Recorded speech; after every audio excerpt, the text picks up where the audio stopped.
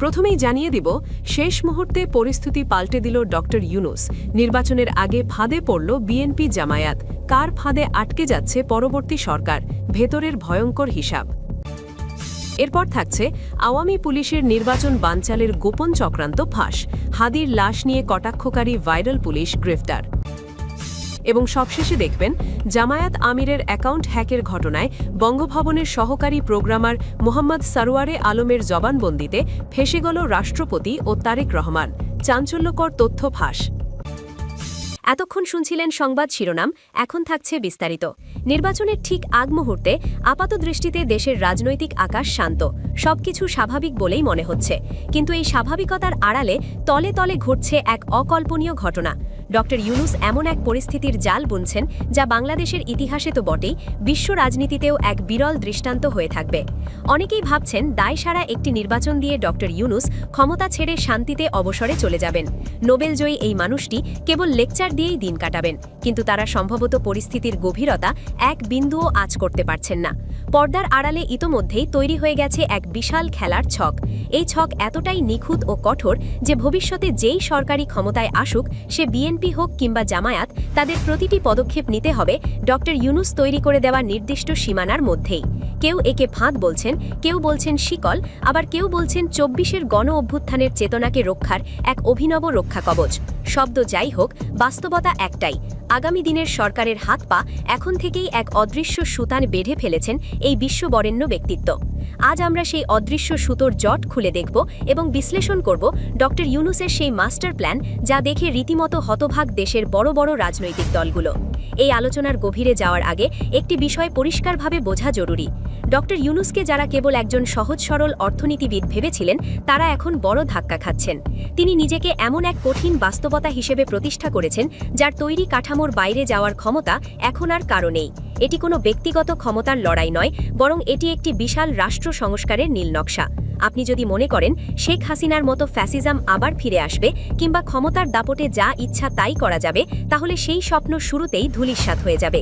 জুলাই বিপ্লবে যে রক্তক্ষয়ী সংগ্রাম এদেশ দেখেছে, সেই বিপ্লবের ফসল অর্থাৎ জুলাই সনদ বাস্তবায়ন না করে ডক্টর ইউনূস কারো হাতে ক্ষমতা হস্তান্তর করবেন না। এটি এখন ধ্রুব সত্যের মতো স্পষ্ট।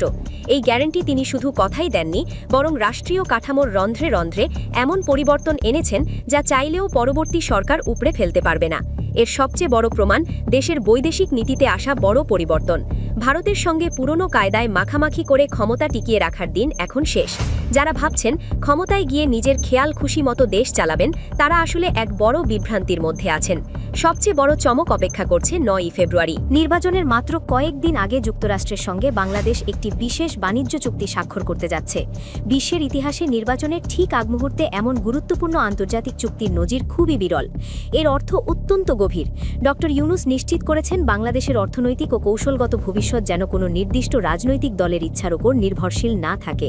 এই চুক্তির মাধ্যমে তিনি পরিষ্কার করে দিচ্ছেন, ক্ষমতার পালাবদল হলেও বাংলাদেশের গন্তব্য এখন সুনির্দিষ্ট ও অপরিবর্তনীয়।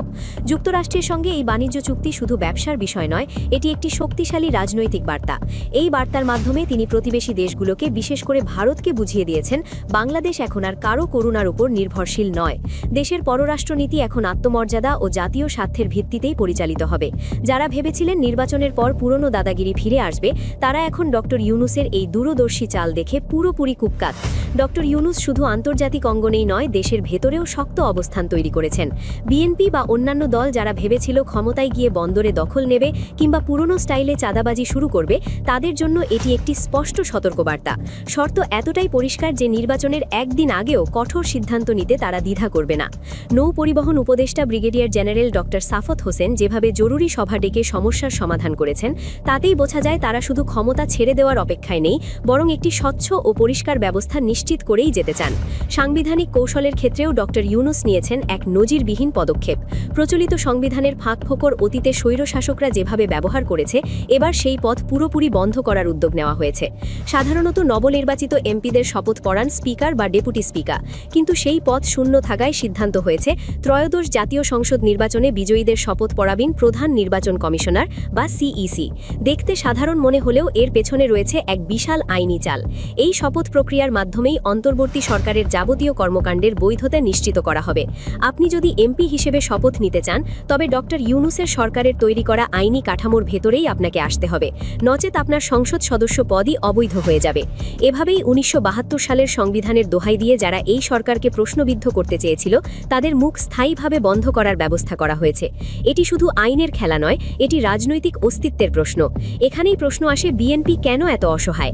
দীর্ঘদিন ক্ষমতার বাইরে থাকা বিএনপি এখন ক্ষমতায় ফেরার জন্য মরিয়া, কিন্তু ভারতের সঙ্গে পুরনো ঘরানার সম্পর্ক ও রাজনীতি করার যে বাসনা তারা লালন করছে, ডক্টর ইউনূসের তৈরি কাঠামোর কারণে তা বাস্তবায়ন করা প্রায় অসম্ভব। অন্যদিকে জামায়াত এই পরিবর্তনের সঙ্গে নিজেকে অনেকটাই মানিয়ে নিতে প্রস্তুত। তারা ইউনূসের লেগাসি বহনে আগ্রহী, কিন্তু বিএনপির জন্য এটি সহজ নয়, কারণ ডক্টর ইউনূস যে ব্যবস্থা গড়ে তুলেছেন সেখানে রাজনৈতিক দলের হাতে আর একচ্ছত্র নিয়ন্ত্রণ থাকছে না। জনগণের আকাঙ্ক্ষা ও জুলাই বিপ্লবের চেতনা এখন একটি প্রাতিষ্ঠানিক রূপ পেয়েছে। এই সীমার বাইরে যাওয়া মানেই জনগণের মুখোমুখি হওয়া। ডক্টর ইউনূস এমন পরিস্থিতি সৃষ্টি করেছেন যেখানে পরবর্তী সরকার বাধ্য হয়েই সুশাসন ও জবাবদিহিতার পথে হাঁটবে। পুলিশের গুলিতে নিহতদের ঘটনায় একের পর এক মামলার রায় ও বিচার প্রক্রিয়া তারই অংশ। তিনি ও তার উপদেষ্টা পরিষদ চান না ভবিষ্যতে কোনো সরকার এসে এসব অপরাধ ধামাচাপা দিক। এজন্য তারা এমন নথিপত্র ও আইনি ভিত্তি গড়ে তুলছেন যা উপেক্ষা করা যে কোনো সরকারের জন্য কঠিন হবে। বিশেষ করে জুলাই হত্যাকাণ্ডের বিচার এমন পর্যায়ে নিয়ে যাওয়া হচ্ছে যেখানে পিছু হটার আর কোনো পথ নেই। এটি সেই ফাঁদ যা শুধু অপরাধীদের জন্য নয়, ভবিষ্যতের সম্ভাব্য স্বৈরশাসকদের জন্যও এক বিশাল প্রতিবন্ধক। আপনি আর লাশের উপর দিয়ে রাজত্ব করতে পারবেন না। এই নৈতিক ও আইনি দেয়াল ডক্টর ইউনূস অত্যন্ত শক্তভাবে নির্মাণ করেছেন। বিশ্ব রাজনীতিতে তার গ্রহণযোগ্যতাকেই তিনি বাংলাদেশের স্বার্থে এক শক্ত ঢাল হিসেবে ব্যবহার করছেন। দেশের ভেতরের শক্তিগুলো তাকে সরাতে চাইছে, একথা তিনি জানেন।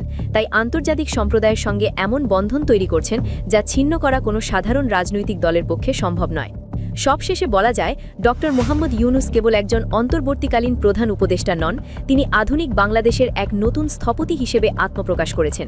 চট্টগ্রাম বন্দর রক্ষা থেকে শুরু করে এমপিদের শপথের নতুন নিয়ম কিংবা আন্তর্জাতিক চুক্তি, সবই এক বৃহৎ লক্ষ্যের দিকে এগোচ্ছে।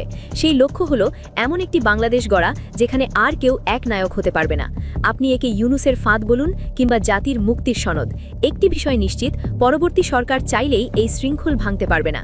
তাদের হাত পা বাঁধা থাকবে জনগণের আকাঙ্ক্ষা, স্বচ্ছতা ও ন্যায় বিচারের সঙ্গে।